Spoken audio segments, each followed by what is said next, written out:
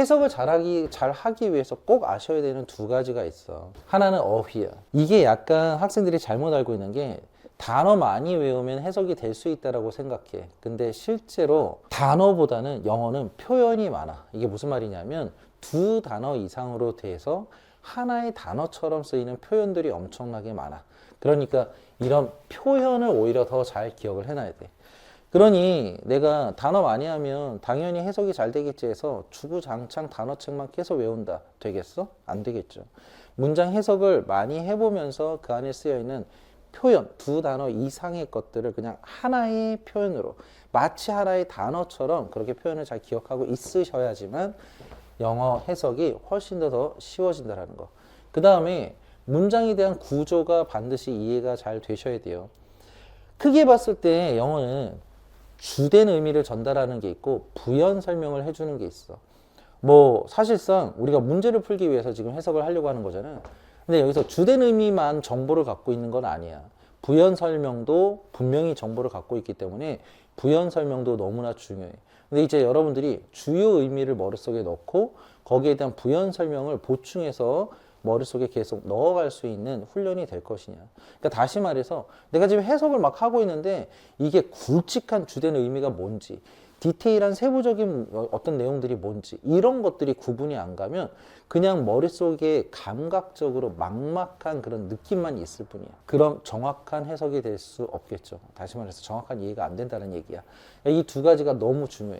그래서 이 두 가지를 여러분들이 제대로 학습을 했느냐 안 했느냐가 엄청 중요할 텐데 이런 게 있어. 작년 학생 같은데 Q&A로 이런 글을 남긴 적이 있어요. 한 4월인가 한 5월쯤에 여러 가지 구문책들 많이 봤다고, 구문 수업들도 많이 들었는데 여전히 안 된다. 내가 그 친구한테 답글로 뭐라고 해놨냐면 너무 구문 수업을 너무 많이 들어서 혹은 구문책을 너무 많이 반복했기 때문에 안 된다 라고 얘기를 했단 말이야.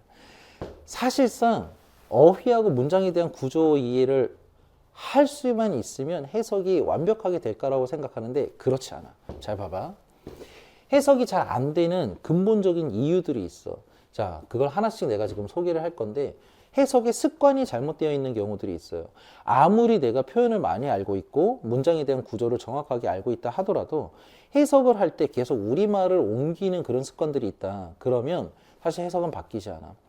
결국에는 우리는 활자를 통해서 무슨 내용인지를 이해하는 거지만 생각해봐. 이 활자도 누군가가 쓴 말이야. 그러니까 결국엔 작가가 뭘 말하고 싶은가에 대해서 그 의미들에 대한 궁금증이 계속 있어야 돼요.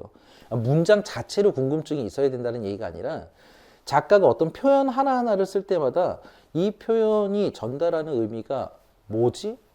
하고 자연스럽게 생기는 궁금증이 있어야 돼. 해석의 원리는 question answer 원리라고 얘기했거든. 그러니까 여러분들이 머릿속에 어떤 궁금증이 없으면 결국에는 내가 그 궁금증에 대한 답을 구하기 위해서 계속 알아가는 게 해석인데 머릿속에서 우리말 옮기기만 있고 궁금증이 없잖아. 그러면 계속 작가가 뭘 말하고자 하는지에 대해서 의미 파악이 잘 안 되는 거지. 반드시 뭐가 있어야 된다? 궁금증을 갖춰야만 된다. 그래서 궁금증에 대해서 그 답변을 구하는 식으로 계속 의미를 해석해 가야 되는 것이 올바른 해석법이다. 자, 두 번째, 의미의 청킹이 부족한 거야. 이게 무슨 말이냐면 누적식으로 청킹을 해야 돼. 근데 시야가 좁은 친구들이 있어. 자, 예를 들어서 하나의 문장에 10개의 단어가 있는데 이 10개의 단어를 한 문장을 10개의 덩어리로 막 보는 거야. 그런 사람이 있고 얘를 세 덩어리로 보는 사람이 있어. 당연히 세 덩어리로 보는 사람이 한 덩어리의 의미를 파악하고 두 번째 덩어리 의미 파악을 할 때 첫 번째, 두 번째 의미 파악을 더해가는 게 쉬워지잖아. 이게 청킹이란 말이야. 그러고 났을 때 세 번째 의미가 들어오게 되면 앞에서 내가 머릿속에서 기억이 나는 첫 번째, 두 번째의 의미와 쉽게 합쳐질 수가 있겠지. 근데 봐봐, 10개라고 생각해봐. 한 개 기억했다가 두 개 기억했다가 세 개 기억했다가 네 개 기억했다가 너무 청킹 작업이 오래돼. 그러니까 해석도 느려지고 중간에 까먹게 돼. 그러면 앞으로 내가 의미를 받아들였을 때 기존에 입력된 의미가 없으니까 앞으로 들어오는 의미도 누적이 안 되는 거야. 무슨 말인지 알겠죠? 시야가 좁으면 그렇게 돼. 그래서 의미적으로 자꾸 청킹을 해나가는 연습이 필요하다. 다시 얘기하자면 8, 9, 10. 자, 10개의 덩어리가 있어요. 근데 이 10개의 덩어리를 그냥 이렇게 세 덩어리로 의미를 자꾸 이해해 갈 수 있어야 돼. 자, 이렇게 의미를 파악하셨으면 얘를 청킹하는 거예요. 의미적으로. 이렇게 의미 파악한 두 덩어리를 한 덩어리로 의미를 이해해가는 과정들이 필요해. 근데 너무 급급해. 급급해서 얘를 한 덩어리로 만들기도 전에 그냥 뭐 해버리는 거야? 다음 거를 읽어버리는 거야. 그래서 의미가 더해지지 않는 거거든. 그러니까 이 두 덩어리를 한 덩어리로 만드는 작업을 꼭 해주세요. 그 다음에 이렇게 의미를 더해가는 거지. 의미를 더해가게 되면 최종적으로 이렇게 의미가 들어오는 거야. 이게 의미의 청킹 작업이야. 이게 자연스럽게 체화가 되면, 영어가 익숙해지면 속도는 자연스럽게 붙어요. 근데 이게 기준이 만들어지지 않은 상태에서 계속 무조건 빨리만 읽으려고 하니까, 즉 의미 단위를 청킹화하는 것이 습관화 안 되어 있으니까 계속 우리말만 옮기는 거야. 계속 안 되는 이유들이 누적식으로 되겠지. 그 다음 또 이런 거 있어. 구문책은 단문장으로 되어 있어요. 그러니까 문장의 구조를 좀 중점적으로 트레이닝 시키기 위해서 만든 책이야. 선생님 책도 마찬가지고, 선생님 수업도 마찬가지고, 다른 분들의 모든 책, 모든 수업들이 다 마찬가지야. 근데 말이야, 어떤 문장이든지 간에 단문장으로만 이해할 수 있는 거는 많지 않아요. 우리는 글이라는 속에 속해 있는 문장 이런 걸 볼 거기 때문에 글의 맥락을 알고 있어야지만 이해가 될 수 있는 문장들이 있어. 근데 너무 구문책만 공부를 많이 한다 그러면 맥락을 활용해서 문장을 이해하는 연습을 해보는 게 안 되잖아. 그래서 너무 구문책만 반복하지 마셔라. 앞서 얘기했던 것처럼 표현도 익숙해지고 문장의 구조도 익숙해지셨으면 바로 독해로 들어가셔서 지문을 많이 읽어보셔야 돼. 그래서 맥락 기준으로 내가 보고 있는 문장이 어떤 의미가 있는가를 파악할 수 있어야 돼요. 즉 맥락을 활용해서 해석하는 이 연습이 부족하면 해석이 당연히 안 되는 거야. 네 번째는 배경 지식이야. 근데 뭐 엄청난 배경 지식을 요구하느냐? 요즘 수능은 그렇지 않다고. 특히 최근 수능은 상식만 있으면 돼요. 기존의 수능도 역시 마찬가지인데 뭐 읽기 어려웠던 시절이 있었잖아. 근데 그렇게 읽기 어려웠던 시절에도 사실은 문제를 풀기 위해서 필요한 그 정보화됐던 진술들은 충분히 상식선에서 해석 가능했던 문장들이거든. 근데 더더욱이나 최근에 출제가 되고 있는 지문의 수준은 여러분들이 상식만 좀 있으시면 충분히 해석할 수 있다고. 그러니까 상식을 좀 키워갈 필요도 있겠죠. 그 다음 다섯 번째, 반복의 부족이야. 이게 무슨 말이냐면 영어 어쨌든 언어예요. 그러니까 언어적 능력을 위해서도 그렇고 사고를 하는 거에 있어서 습관이지. 사고의 습관도 그렇고 이게 몸에 배어 있어야 돼. 그러면 언어적 측면에서나 사고를 습관화하는 측면에서나 얘는 머리로 이해를 한다고 해서 될 수 있는 게 아니야. 반복을 통해서 체화를 시켜줘야 되는 게 있어요. 근데 이게 무슨 말이냐면, 선생님 그래서 저는 구문책 여러 번 반복했다니까요. 그게 아니라 구문책을 여러 번 반복한다고 되는 것이 아니라 구문책을 통해서 익혔던 이 문장 구조를 파악하고 해석하는 방법이 있지. 이 해석하는 방법을 자꾸 새로운 것에 그대로 적용하는 연습을 반복적으로 해줘야 되는 거야. 그래서 구문책은 빨리 끝내놓고 독해로 들어가셔서 지문 공부하시면서 계속 끊임없이 해석법을 적용을 하는 연습을 반복하셔야 돼요. 그게 진짜 반복인 거야. 무슨 말인지 알겠지? 물론 기존에 틀이 있어야 되니까 이 책을 한 두 번 정도 다 선생님이랑 고난도 문장 다 끝나고 나면 한 번 정도 빠르게 여러분들이 고난도 문장 해석하듯이 처음부터 쭉 챕터와 상관없이 쭉 해석을 한번 해보는 거야. 그렇게 해서 한 해동만 더 돌려보세요. 그 이상 반복할 필요는 없습니다. 이때 반복할 때 문장의 구조 확실하게 좀 기억해놓고 선생님이 주의해라라고 했던 표현들 잘 기억해놓고 그러고 나면 조금 미흡하더라도 바로 독해 지문으로 들어가셔서 해석해 보셔야 돼요. 독해 지문 해석하다가 잘 안 되면 다시 돌아오셔서 다시 이렇게 해석을 한번 해보셔야 되는 거야. 무슨 말인지 알겠지? 다시 한번 구문책에서 다시 상기시켜보고 그리고 다시 지문에 적용해보고 안 됐던 문장이 있으면 이게 구문책에서 어떤 표현이었더라? 이럴 때 어떻게 해석하라고 했더라? 다시 찾아가셔서 해보시고 자, 이게 실리적인 반복이야. 어떤 책만 계속 반복한다고 해서 실리성은 생기지 않습니다. 그러니까 무슨 말이야? 실리적 적용 능력이 생기지는 않아. 그러니까 계속 적용을 반복할 필요가 있다는 거. 오케이? 자, 지금 선생님이랑 이제 고난도 문장을 시작을 할 건데 이런 고난도 문장에서 이런 것들을 여러분들이 감안한 상태에서 적용을 해보셔야 돼요. 문장의 구조에 대해서 잘 알자고 그랬지. 그러니까 이런 것만 좀 주의하면 되는 거야. 문장의 시작은 어차피 부사 아니면 주어로 시작하니까 여러분들이 이것만 잘 판단할 수 있으면 돼. 야, 지금 내가 보고 있는 게 부사인가?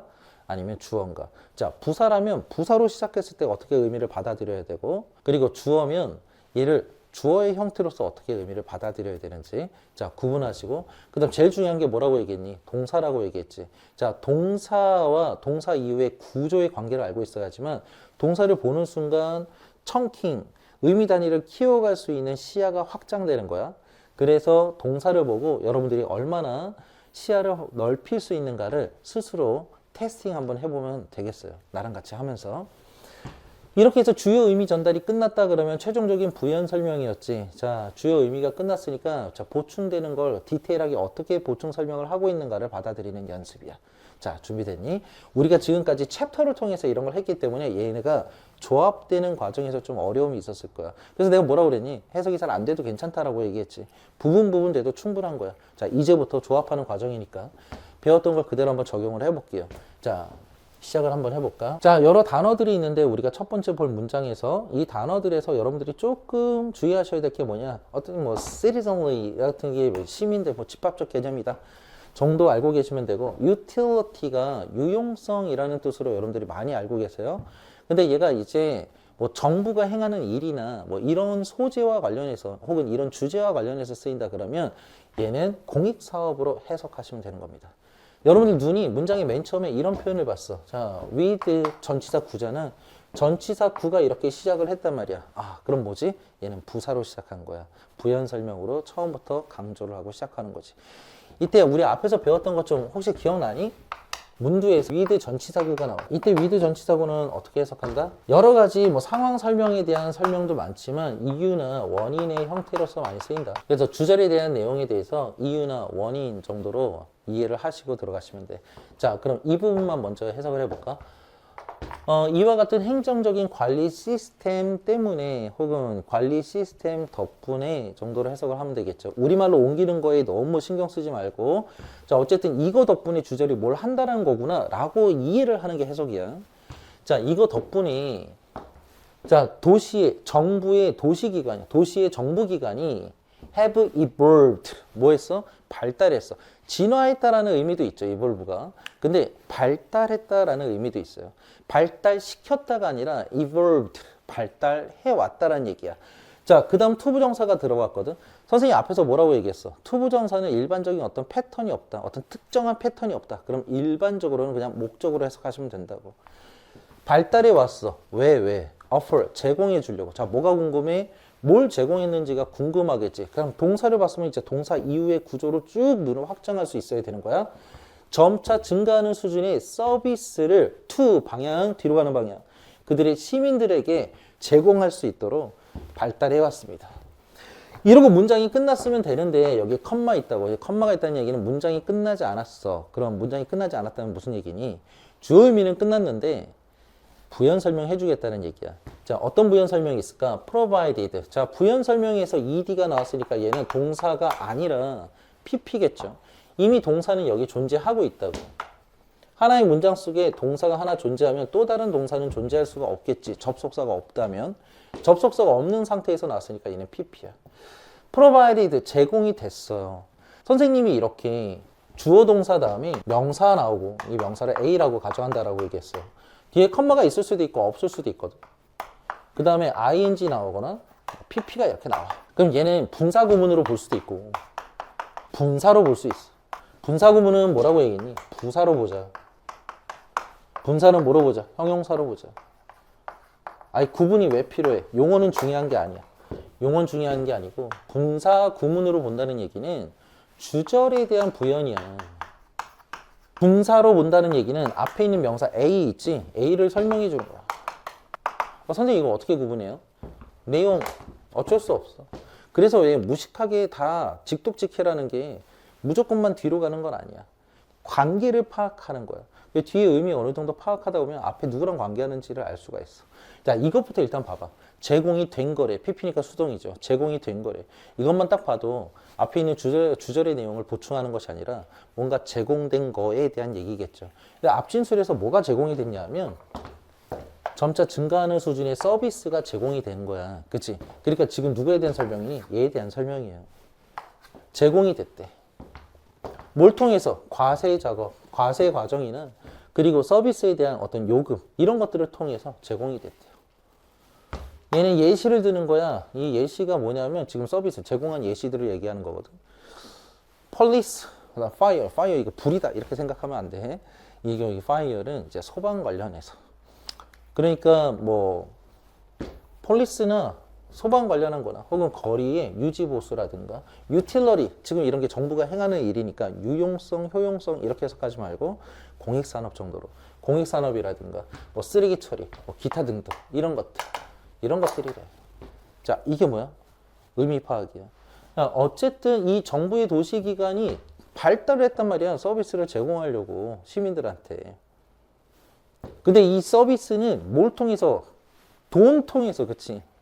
이 서비스에 대한 이 돈을 통해서 과세나 요금 통해서 걷어진 거거든.